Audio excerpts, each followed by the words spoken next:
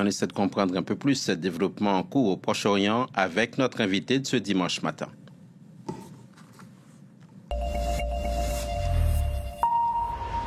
Bonjour Bertrand Badi, merci d'être avec nous, Bonjour. Professeur émérite à Sciences Po, politiste. Vous concentrez vos recherches sur la sociologie des relations internationales et parmi vos dernières publications, le livre qu'on va voir apparaître à l'écran, L'art de la paix, après l'art de la guerre de Sun Tzu.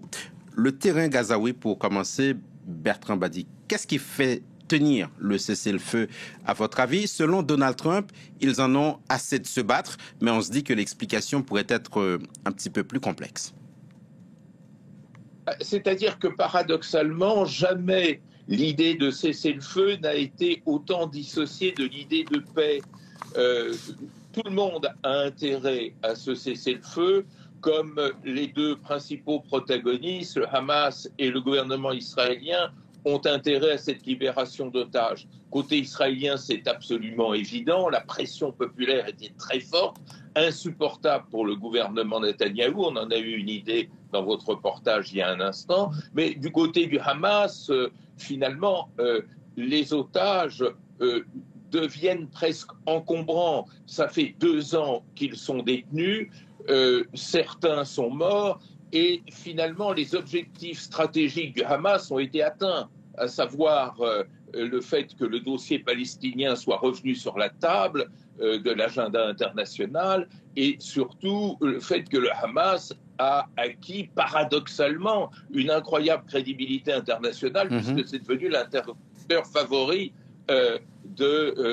du président des États-Unis. Mais la paix, c'est autre chose. Et on voit bien d'ailleurs dans le fameux texte en 20 points qu'autant les choses sont claires concernant le protocole de libération des otages et le cessez-le-feu, autant les choses sont stratégiquement floues, voire très floues, en ce qui concerne le lendemain de ce cessez-le-feu, c'est-à-dire l'administration provisoire de Gaza, aucun accord là-dessus, la démilitarisation du Hamas, aucun accord, et même un rejet explicite hier par le Hamas, et encore plus, bien entendu, la perspective de construction d'un État palestinien. Et c'est avec Bertrand Badi toutes ces questions que démarre ce sommet de Sharm el-Sheikh demain en Égypte. Le Hamas n'y sera pas, Benjamin Netanyahou non plus visiblement. Comment interpréter ces absences quand Donald Trump, Keir Starmer, Abdel Fattah al-Sisi, Emmanuel Macron ou Antonio Guterres seront eux sur la photo? Eh bien, d'abord, c'est une vérification de l'hypothèse d'il y a un instant, c'est-à-dire les deux protagonistes ne semblent pas encore en mesure de franchir le pas énorme qui les sépare de la paix. Et il faut bien dire, sans atténuer le mérite de cette conférence, qu'elle est surtout ostentatoire. On sait le désir du président des États-Unis de se mettre en avant comme champion de la paix, ce qui est un paradoxe tellement difficile à gérer qu'il lui faut effectivement des manifestations spectaculaires comme celle-ci et une sorte de validation par la communauté internationale.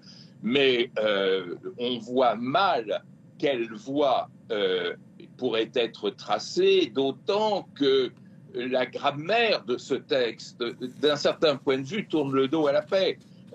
C'est pas une médiation américaine très peu crédible qui peut construire la paix quand on sait que les États-Unis ont été et restent le principal soutien militaire d'Israël. Et donc, on se sent dans cette affaire tout à fait hors sol et il va falloir tout repenser. Vous savez, je songeais beaucoup ces derniers temps, on n'en parle pas, au rôle des Nations Unies dans l'extinction du conflit de la Namibie en 1989. Et là, les Nations Unies avaient réussi la démilitarisation des groupes armés, avaient réussi la transition grâce à une force qui s'appelait la GANUPT, le groupe d'administration provisoire de la Namibie, groupe d'assistance à la gestion provisoire de la Namibie, et ça avait abouti. Là, on a l'impression que les cartes vont dans l'autre sens. En attendant, se pose aussi la question de la vie, du redémarrage de la vie après tout cela. Bertrand Badi, vous avez certainement vu les images de ces Gazaouis par dizaines, sinon par centaines de milliers qui essayent de revenir chez eux après ces dévastations. Comment vivre dans un territoire pareil où c'est la mort en quelque sorte qui est la norme et la vie l'exception? C'est la mort, vous avez raison de le dire, parce que on découvre en ce moment sous les débris de très nombreux corps, de familles entières. Donc le triste score de 67 000 morts risque d'être largement dépassé. 78% des habitations sont détruites. C'est dire que cette phase nouvelle risque d'être une phase de colère de cette population gazaoui qui va découvrir ainsi la profondeur de son malheur, de colère aussi des Palestiniens de Cisjordanie qui vont être témoins de ce qui est arrivé à une partie de leur territoire. Donc la phase qui vient n'est pas forcément celle de l'apaisement, mais de cette colère sociale qui a quand même été tout le long de cette tragédie le moteur de l'action politique. Les politiques sont de plus en plus dépendants de cette pression de l'opinion, de cette intensité de la colère, ce qui réduit très sensiblement les marges de manœuvre et qui en tout cas rend illusoire les grands meetings diplomatiques comme ceux que comme le sommet de demain. Ça, c'est pour les Gazaouis, Bertrand Badi. À l'autre bout du spectre, quelle trace cette situation laissera-t-elle à moyen terme, à tout le moins, sur la société israélienne? Alors, la société israélienne, elle aussi, est entrée depuis un bon moment dans la colère. Alors, l'essentiel de sa colère, et on le comprend parfaitement, a été cristallisé autour du sentiment que le gouvernement israélien ne gérait pas la question des otages, mais préférait gérer un projet de conquête ou de contrôle de Gaza. Donc, cette colère s'est adressée à Netanyahou, mais elle ne s'est pas transformée encore, de ce que l'on en sait, en désir de laisser se construire un État palestinien, c'est-à-dire à construire cette parité. Vous savez, il n'y a pas de paix sans coexistence, il n'y a pas de coexistence sans reconnaissance, sans parité et sans sens de l'altérité.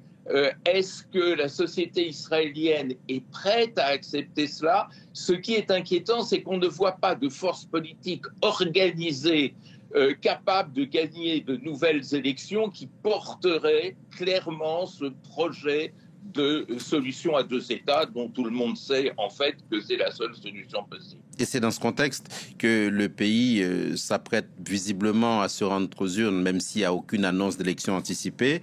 Et Benjamin Netanyahou, à l'heure qu'il est, semble parti pour rester. Oui, toute sa stratégie, depuis en tous les cas le 7 octobre, et même avant, c'est de rester le plus longtemps au pouvoir, d'abord pour exercer celui-ci, pour préserver sa coalition, et puis pour échapper à la justice dans les affaires personnelles qui le concernent. Donc il n'y a aucune raison de penser qu'il va changer de conduite dans les jours et les semaines qui viennent. Et c'est la raison aussi pour laquelle il va falloir surveiller de très près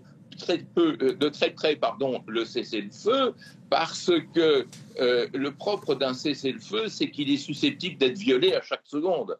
Et que la violation du cessez-le-feu, c'est le retour à la case départ. Le retour à la case départ avec des otages libérés, c'est une équation qui est favorable à Netanyahou et à la réalisation de ses projets de conservation du pouvoir et de construction de ce grand Israël dont il rêve, lui et la plupart de ses ministres.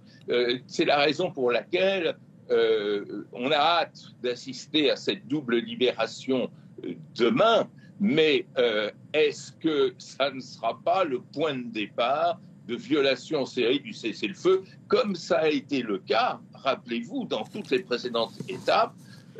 Donald Trump s'était flatté d'avoir, la veille de son intronisation, mis au point un accord, celui du 20 janvier 2025, de libération des otages. Cette libération a eu lieu. Le plan contenait 3 étapes. La dernière, qui devait conduire à la paix, n'a jamais été franchie. Merci beaucoup, Bertrand Badi, d'avoir été avec nous sur France 24, professeur émérite à Sciences Po, politiste, spécialiste de la sociologie des relations internationales. Parmi vos dernières publications, ce texte dont on voit apparaître la couverture à l'écran, l'art de la guerre après l'art de la paix, après l'art de la guerre de Sun Tzu. Merci beaucoup. Voilà ce qu'on pouvait dire avec vous ce matin du Proche-Orient.